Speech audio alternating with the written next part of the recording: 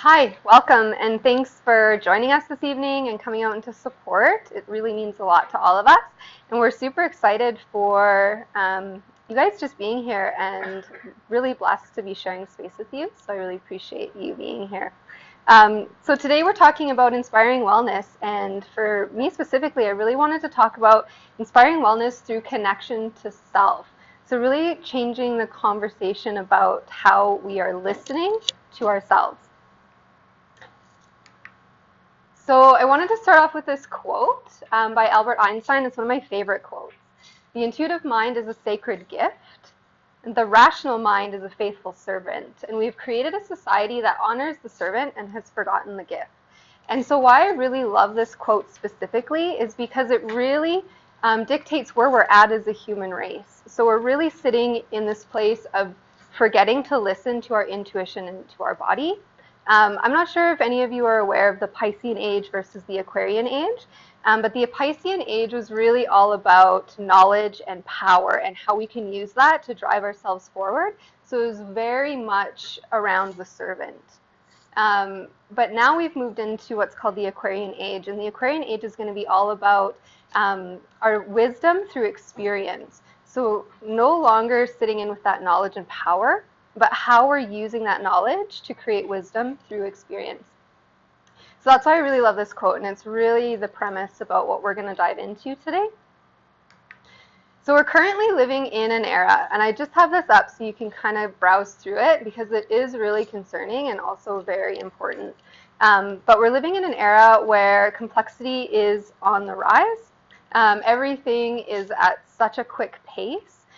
We have less time, we have more tasks, we have more fear, more insecurities. Stamina and constant peak performances are what we're using right now to value a person's worth, which is really also not okay. We're riddled with viral epidemics, we've got psychological ailments increasing, depression, anxiety, social anxiety are at an all-time high and just continuously increasing.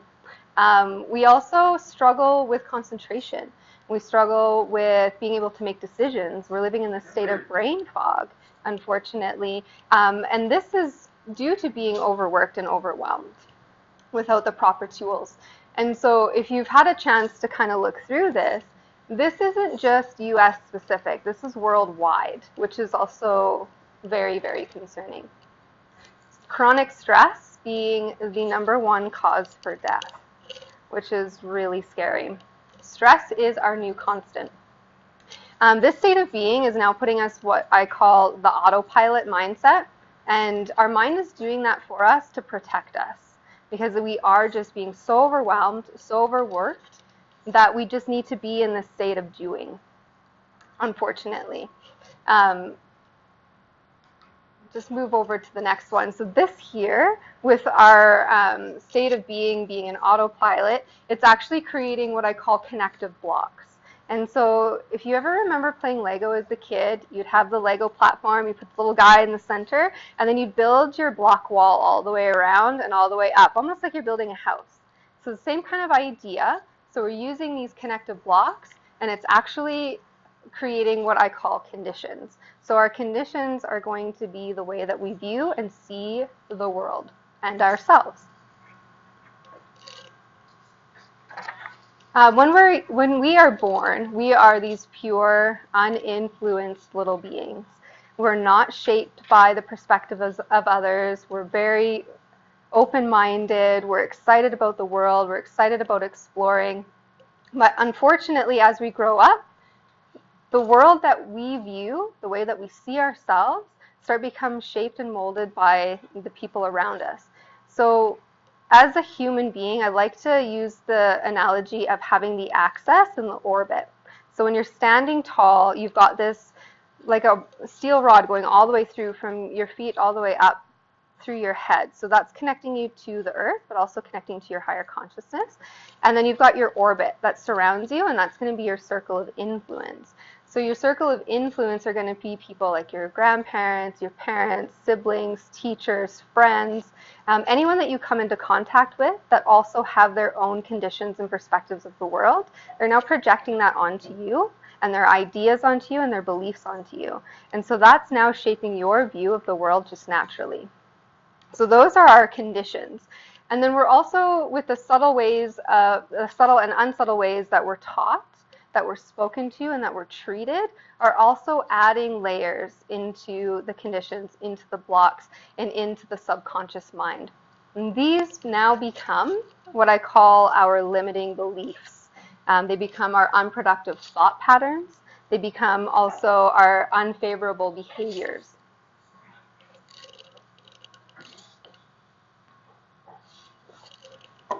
And then these unfavorable behaviors also start manifesting in our lack of attention, awareness of not only ourselves, but the people around us and our environment, and also the way that we connect to ourselves. So this is our circle of influence here. You can see when we bring it all together, we can make this whole complete person, but what we're forgetting is that we're actually forgetting who we are outside of that, which I found really interesting. So the mind is always changing, but more specifically, it's starting to change in its sensitivity, its frequency, and also how it functions. So we need to start actually viewing and learning to use the mind differently. Sorry. So with the mind changing, it's really essential that we start having the proper tools so that we know how to manage through the stressful periods. We also need a clarity of values so that we can make proper decisions. And then also understanding our authentic identity. Essentially what I mean by that is our outer information and environment need to start matching our inner information and environment. And we do that through wisdom of experience, through self-control, through intuition, and through the state of the neutral mind, which I also like to refer as the observer, which I'll touch on a little bit later on in the talk. So unfortunately, intellect is now no longer enough. Information is no longer enough. Knowledge is no longer enough. Learning is no longer enough. We need to actually put all of these practices in to generate an inner knowing and wisdom. How do we do that? So there are many practices and tools that you can incorporate to really bring that into balance and practice.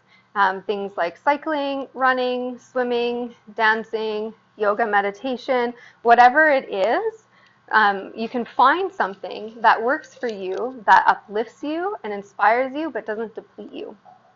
So for me, that was meditation. And I really loved this quote as well. Meditation actually alters how the brain reacts to stress. A quote by clinical psychologist Samit Kamir from the Memorial Cancer Institute and the author of The Mindful Path Through Worry and Rumination. So with myself personally, meditation has been a constant in my life since I was around 16 or so. I was really heavily bullied as a young girl and really didn't kind of fit into the social norm. And so I ended up finding myself at a yoga class one day and immediately felt at home. And the meditation practice allowed me to calm my nerves and just be with myself. And it was such a beautiful practice. And it carried me through my journey as growing as a human being, becoming a mother, and doing all these different things that create stress.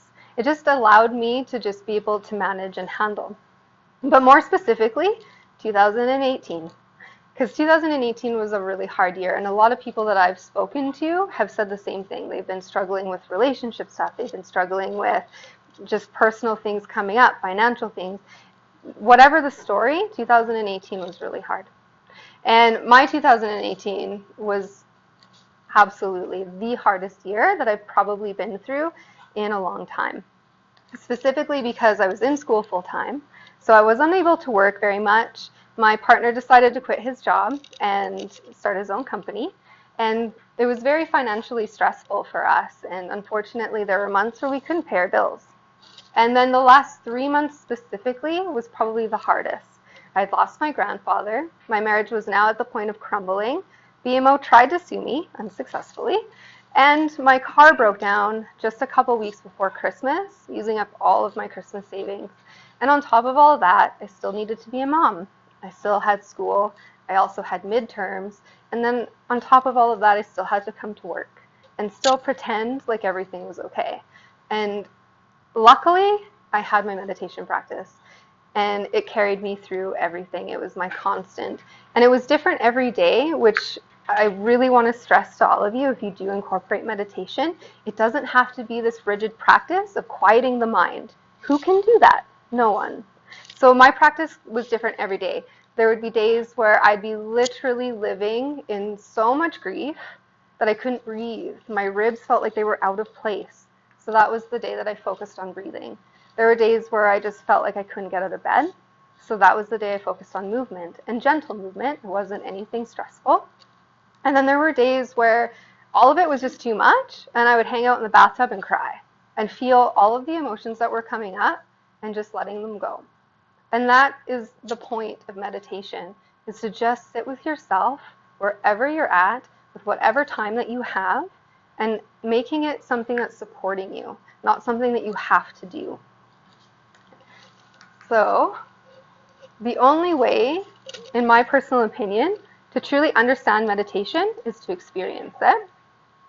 I can be one of those people that preach to you the hows, the whys, the benefits, but at this point in time, I'm sure we've all heard how it works, how it benefits you.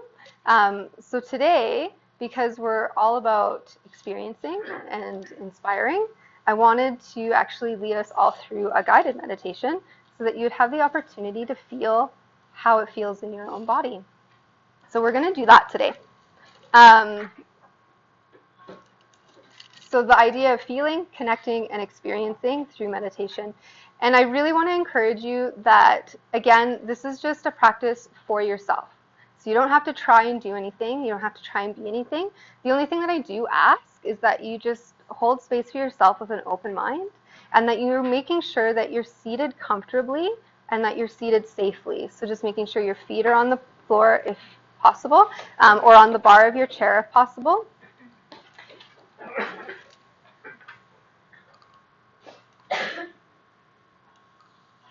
And then through the duration of the meditation as well, I would just ask that you keep your eyes closed. This is a really beautiful way of being able to internalize how you're feeling and what you're experiencing. And just know that everyone around you is also going to have their eyes closed as well, so you are in a really safe space. And if at any point in time you do feel comfortable, you're welcome to open your eyes and take a breath if you need. But I just try to encourage keeping the eyes closed. And also, with that whole mind business of trying to quiet it, that's not a reality. Our brain's job is to think. That is what it does. And so the idea of making it turn off is not going to happen. So what we're going to do is, when we observe, and that's the whole point of meditating, is to observe ourselves and our body and what's going on. We'll observe a thought come, we'll notice it, and then we'll just come back to my voice when you're ready. Sound good? Perfect. All right, so I'll invite you all to close your eyes. And in this very moment, I just want you to notice how you're feeling. It can be any emotion, it can be any sensation, but just notice. And from this place, bringing awareness to the natural state of your breath as it's moving in and out without changing anything. We're going to notice what areas of the body are moving as we breathe in and as we breathe out.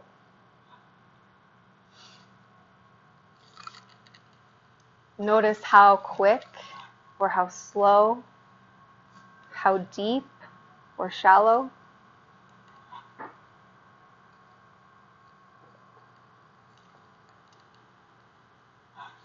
We're going to notice our heart rate, seeing if you can feel the heart beating in the chest.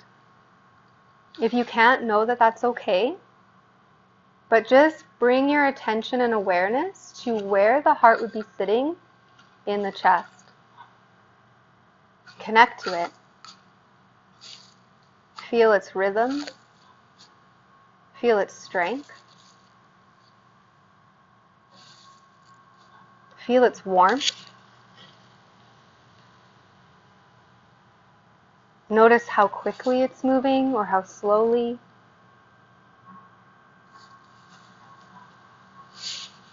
And then from here, we're going to bring our awareness back into the breath. And we're going to take a nice, deep, long inhale, as long as you can possibly make it. And then letting that go, releasing any bits of stress from the body.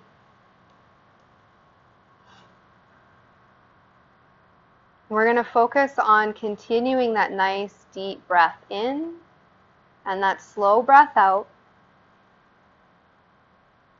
And I'll invite you to try bringing the breath into the belly and the chest, seeing if we can expand the entire abdomen, and also see if we can feel the ribs expand as well.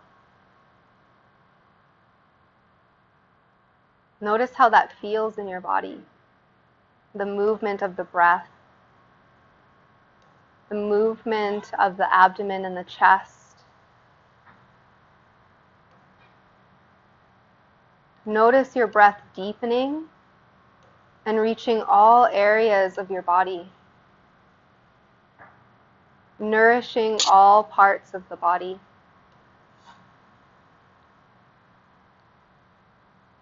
We're going to maintain this breath, but move down into the toes and the feet and the ankles, and just notice if you can feel their sensation. And bringing the awareness up into the legs and the knees, feeling, seeing if there's any areas of tightness or tension.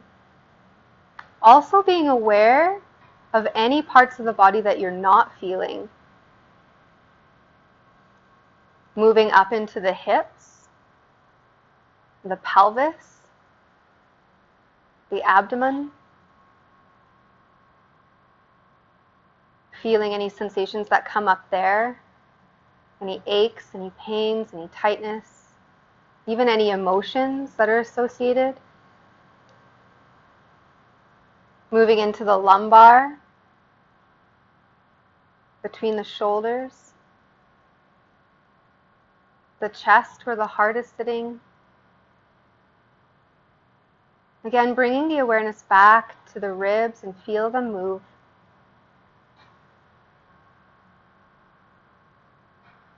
Bringing awareness into the throat and the neck.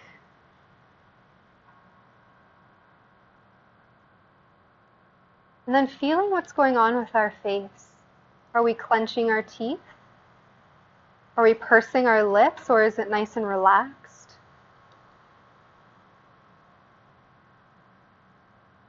Notice the area behind the eyelids. The forehead, are you frowning? Or is your face fully relaxed? And then all the way up to the top of the head. Still remaining with that nice deep breath in and releasing out. And with every exhale that's coming out, we're releasing more and more tension from all the areas of the body that we just connected with.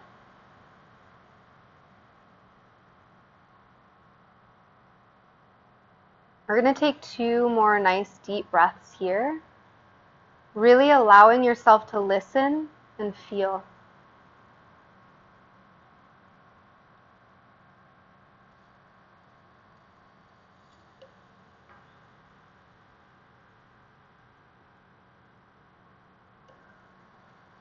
And when you're feeling ready to come out, we're going to bring the palms of our hands together, maintaining the eyes being closed. And as you bring the palms together, we're just going to rub them nice and quickly, creating some friction and heat. And when that's feeling warm, we're going to bring our hands and cup our eyes. feeling the warmth from our hands, feeling connected to our body, and when you're ready, allowing the eyes to blink open, bringing the hands down when that's comfortable for you.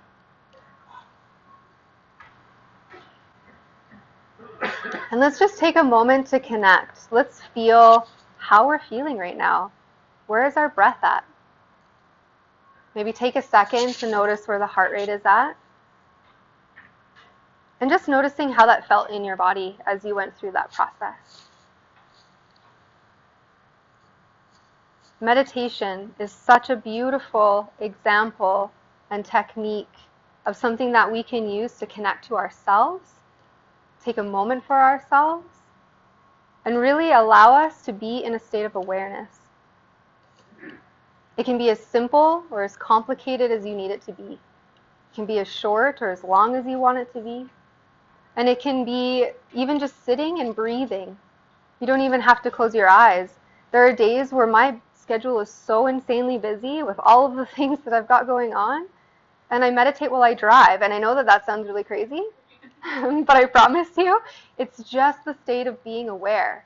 So as I'm driving, I'm aware of the vehicles passing by me. I'm aware of what's going on in my car, but then I'm also feeling into, okay, I feel my toes, I feel the brake, I feel my hips, they're not feeling very comfortable. This chair is really not suited for comfortable seated positions, but it's just awareness and just connecting with yourself. And so I turn the music off and I just listen. And I have almost more amazing epiphanies about life, about what I need to do next, about what's coming next in my car in the state of meditation. And so you can bring that in anywhere, which is really amazing. So it can be whatever you need it to be. And it can be a really quick, constant practice to bring yourself in. Meditation can generate the inner energy that's needed to survive and excel, especially through these stressful, hard times and pressure that we have as human beings. My teacher, Yogi Bhajan, was one of my teachers. He absolutely loved Albert Einstein's equation, E equals mc squared, but he totally labeled it a lot different. So I'll share that with you. So E standing for inner energy, M standing for mind, and C squared is consciously conscious. So what that means is our inner energy equals our mind being consciously conscious, which is such a beautiful way of looking at this equation. Using meditation, we can ultimately balance ourselves within an inner energy that alters the frequency of the mind and the state of the brain. Remember when I talked about the neutral mind and the observer? So that's where this comes into place.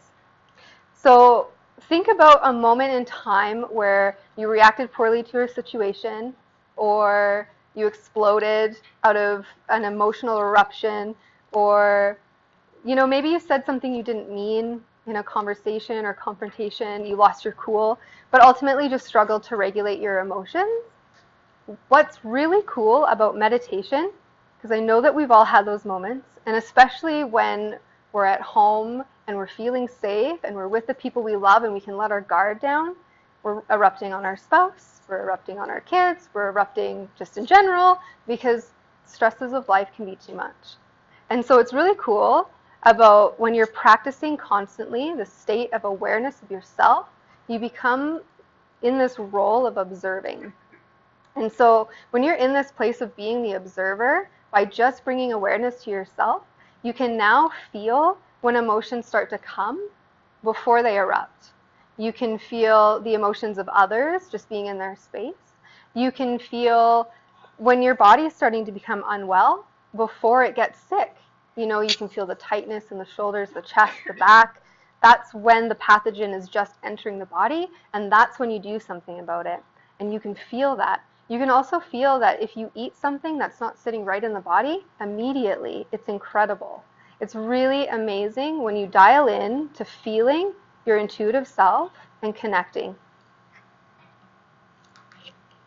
So the new motto of 2019 is Be to Be. So we are beautifully and perfectly made as we are. by connecting inward, we can truly accept our wholeness.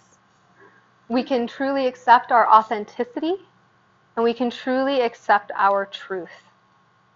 We can express ourselves through committed action without fear of judgment. We can use these actions from being in the observer state to demonstrate our wisdom. And the best and most amazing value that we can bring is that we will notice from the truth of our embodied awareness and the qualities of our mind and hearts. Thank you.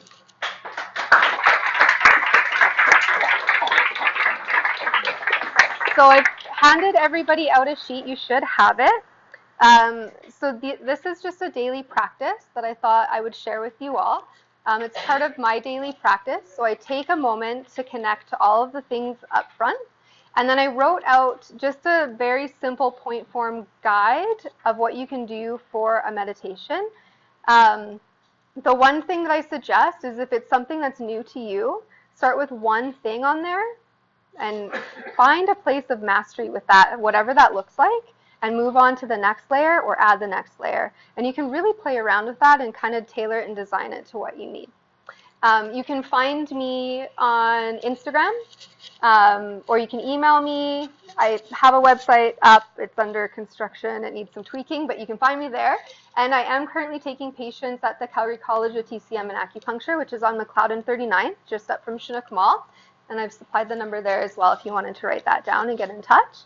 But yes, I definitely specifically work mostly with women, and I do a lot of different principles in my healing protocols as well. I use needles, I use tuning forks and crystals and all the fun things depending on what you're needing. So thank you. All right.